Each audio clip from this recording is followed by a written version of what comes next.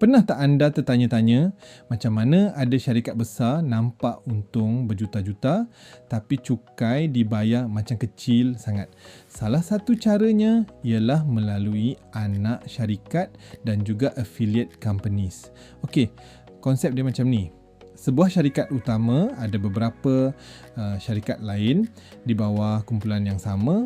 Atas kertas semuanya nampak berasingan.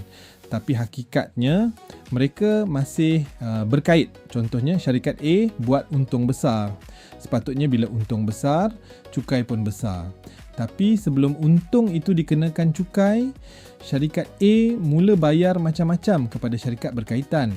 Contoh, bayaran konsultansi, management fee, lesen jenama, pinjaman dengan faedah tinggi atau pembelian barang dan servis pada harga yang pelik. Akhirnya, apa jadi? Untung syarikat A tadi makin nampak kecil sebab banyak kos sudah ditolak. Untung kecil, cukai pun jadi kecil.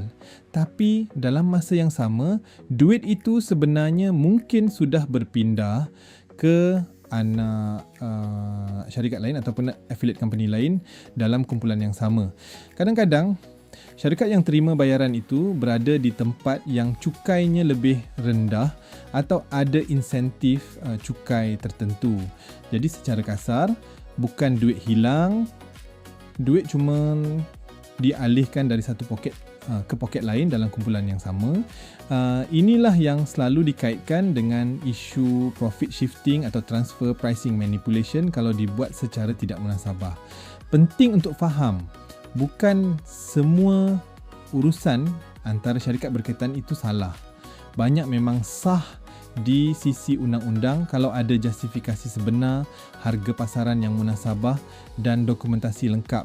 Tapi kalau transaksi itu dibuat semata-mata untuk nampakkan untung rendah dan kurangkan cukai secara tidak jujur, itu boleh jadi satu kesalahan besar.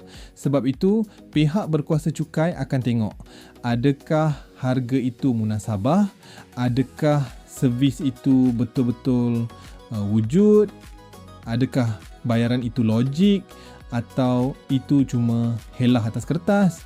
Jadi lain kali bila nampak syarikat besar bayar cukai terlalu rendah, mungkin persoalannya bukan mereka tak untung.